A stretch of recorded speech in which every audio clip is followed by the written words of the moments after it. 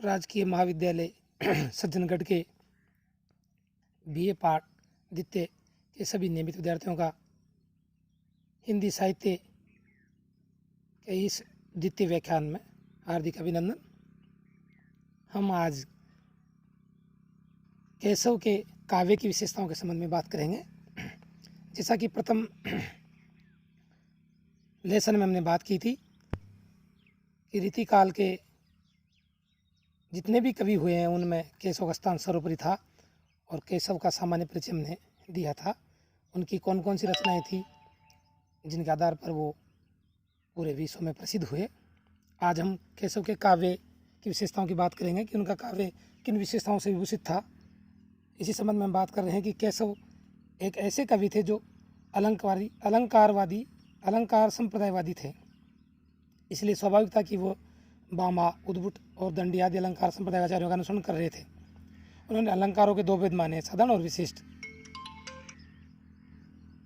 साधारण के अंतर्गत वर्णन, वर्ण, भूमि श्री वर्णन और आश्री वर्णन आदि आते हैं, जबकि काव्य कल्प, लतावृत्ति और अलंकार शेखर पर आधारित है। इस तरह वे अलंकार और अलंकार्य में भेद नहीं मानते थे। अलंकारों के प्रति विशेष रुचि होने के कारण काव्य पक्ष दबसा गया और सामान्यतः वे सर्दे कवि नहीं माने जाते।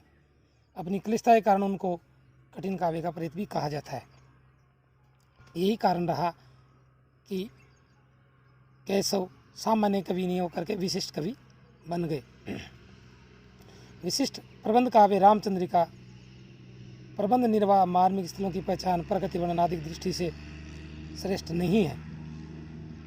फिर भी परंपरा पालन या अधिकाधिक अलंकारों को समाविष्ट करने के कारण उसमें वर्णनों की भरमार है।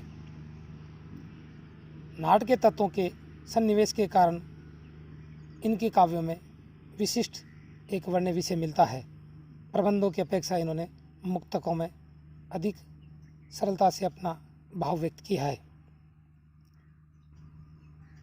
केशव के काव्यगत विशेषताओं में सबसे पहले वर्ण विषय आता है।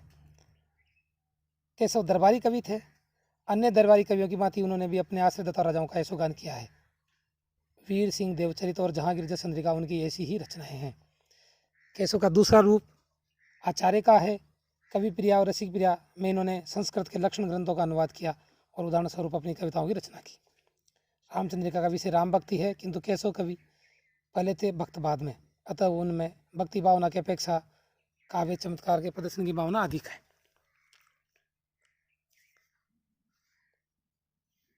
केशव के काव्य की दूसरी विशेषताओं के संबंध में प्रकृति चित्रण की बात करेंगे। केशव के काव्य में प्रकृति का वर्णन विशिष्ट रूप में हुआ है। राज दरबारों की साज सज्जा के बीच रहने के बावजूद भी केशव ने प्रकृति में अपनी रुचि दिखाई है। अलंकारों के बोझ से दबी प्रकृति अपना सौंदर्य जरूर नहीं दिखला पाई, फिर भी प्रकृति के सामने केशव की कल्पनाएं कहीं कहीं बड़ी विशिष्ट है। तृतीय विशेषता, केशव के काव्य की तृतीय विशेषता है संवाद योजना। दरबारी कवि होने के कारण केशव में राज दरबारों की वाक्पटुता बहुत अधिक थी, अतः संवादों की योजना में उन्हें असाधारण सफलता मिली। उनके संवाद अत्यंत आकर्षक हैं। उनमें राज दरबारों जैसी हाजिर जवाबी और शिष्टता है। उनके द्वारा चरित्रों का उद्घाटन सुंदर ढंग से किया गया है। रामचंद्रिका का एक उदाहरण देखिए, जहाँ अंगद रावण संवाद के अंतर्गत उन्होंने विशिष्ट वर्णन किया है। रावण के शब्दों में रावण कहता है, गेंद करेऊं में खेल की हर गिरी के सोदास, सींच चढ़ाए आपने कमल समान साहस। इसके जवाब में अंगद जी कहते हैं, जैसो तुम कहत उठायो एक गिरिवर, ऐसे कोटि कपिल के बालक उठावई, काटे जो कहत शीस काटन गनेरे गाग, मगर के केले कहाँ बट पद पावई। ये उनकी संवाद योजना की विशेषता थी।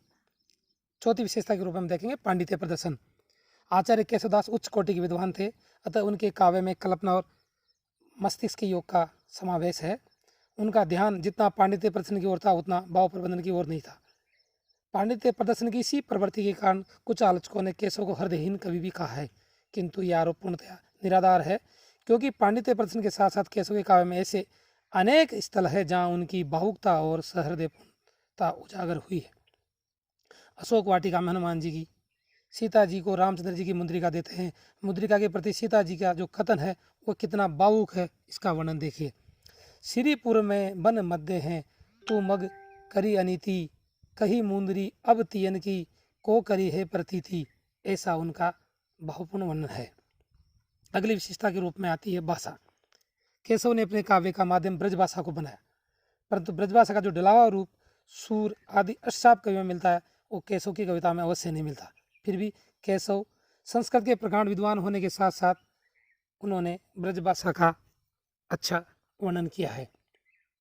उनके काव्य में संस्कृत शब्द भले ही अधिक हो, लेकिन फिर भी ब्रज भाषा की कोमलता अवश्य दृष्टिगत होती है। केशव की भाषा में बुंदेलखंडी भाषा का भी मिश्रण मिलता है। केशव ने कहीं कहीं शब्दों को गढ़ा है और ये गढ़ंतता उनकी विशेषता को प्रकट करती है।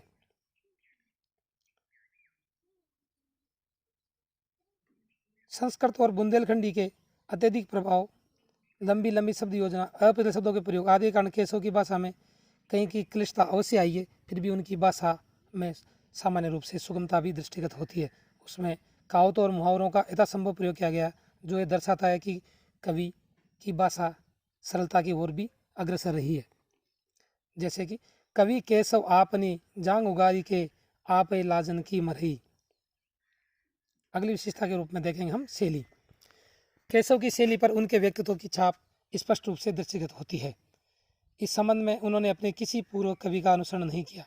अनेक कवियों की कविताओं के बीच उनकी कविता को सरलता से पहचाना जा सकता है। संक्षेप में केशव की शैली प्रौढ़ और गंभीर है। पांडित्य प्रदर्शन के कारण ये दुरूह अवश्य हो उठी है। अगली विशेषता रस। केशवदास जी ने अपने काव्य में अनेक स्थलों पर विविध रसों की उत्कृष्ट योजना की है, किंतु मुख्यतः केशव का ध्यान श्रृंगार और वीर रस के ऊपर ही रहा है, क्योंकि वह श्रृंगार और वीर रस के ही विद्वान कवि हैं। श्रृंगार के दोनों पक्षों को उन्होंने अपनाया है। वीरोचित उत्साह के मार्मिक वर्णन में तो वे अपनी सानी ही नहीं रखते। शत्रुघ्न के बाणों से मूर्छित लव के लिए विलाप करती हुई सीता के प्रति कुछ का कथन कितना उत्साहपूर्ण है, इसकी एक झलक देखिए। रिपु ही मारी संहारी दल, यमते लेहूँ छुड़ाए, लवई मिले हो देखी हो माता तेरे पाए। ऐसा उत्कृष्ट वर्णन उन्होंने वीर रस का किया है। अगली विशेषता के रूप में हम देखेंगे छंद। केशव के काव्य में छंदों की भरमार है। छंदों के विषय में केशव का ज्ञान अपार था। जितने प्रकार के छंदों का प्रयोग उन्होंने हिंदी साहित्य में किया है, उतना किसी अन्य कवि ने नहीं किया। रामचंद्रिका में तो छंदों की विशेषता इस सीमा तक पहुंच गई है कि उन्होंने उसे शब्दों का अजायबघर तक कर दिया है। केशव ने सुहत लिखा है, रामचंद्र की चंद्रिका बरनती हो बहु छंद। केशव की छंद योजना संस्कृत साहित्य की छंद योजना है। उन्होंने कविता, सवैया, दोहा आदि छंदों का भी सफलतापूर्ण वर्णन किया है। अलंकार। केशव के काव्य की जो विशिष्टता है उसमें हम ये देखेंगे कि केशव का अलंकारों के प्रति कितना विशिष्ट मोह था। इस अलंकारों के प्रति विशिष्ट मोह के कारण ही उनके काव्य में एक विशिष्टता आ गई है। देखिए, उन्होंने कहा भी है, यद्यपि सुजाति सुलचनी सुबरन सरस सुवृत, भूषण बिन्न विराज ही कविता बनिता बित। अतः उनकी कविता में विभिन्न अलंकारों का प्रयोग सर्वत्र दृष्टिगत है। अलंकारों के बहुत से कविता के भाव दबाव से गए हैं, जो पाठक को केवल चमत्कार ही दिखलाई देता है। जहाँ अलंकार योजना में केशव ने अपनी विद्वता दिखाई है, वहाँ उनकी कविता अत्यंत हृदयग्राही और सरस हो उठी है। उपमा अलंकार का उदाहरण देखिए। दशरथ मरण के उपरांत भरत जब महल में प्रवेश करते हैं तो वे माताओं को वृक्ष विहीन लताओं के समान पाते हैं। देखिए, मंदिर मातु विलोक अकेली, जो बिन वृक्ष विराजत बेली। इस प्रकार हम देखते हैं कि केशव के काव्य में अनेक ऐसी विशेषताएं हैं जिनके कारण रीतिकाल में उनका स्थान सर्वोपरि हो उठता है। और हम देखते हैं कि इस प्रकार उनका रीतिकालीन साहित्य में एक विशिष्ट स्थान है। केशवदास जी हिंदी साहित्य के प्रथम आचार्य हैं। हिंदी में सर्वप्रथम उन्होंने ही काव्य के विभिन्न अंगों का शास्त्रीय दृष्टि से विवेचन किया है। यह ठीक है कि उनके काव्य में भाव पक्ष के अपेक्षा कला पक्ष की प्रधानता है और पांडित्य प्रतिष्ठान उन्हें कठिन काव्य का प्रेत तक कहकर पुकारा जाता है, फिर भी उनका मत तो समाप्त नहीं हो जाता। आचार्य रामचंद्र शुक्ल के शब्दों में कहें तो केशव की रचना में सूर, तुलसी आदि की सी सरलता और तन्मयता चाहे नहीं हो, पर काव्यांगों का विशिष्ट परिचय कराकर उन्होंने आगे के लिए मार्ग अवश्य खोल दिया है।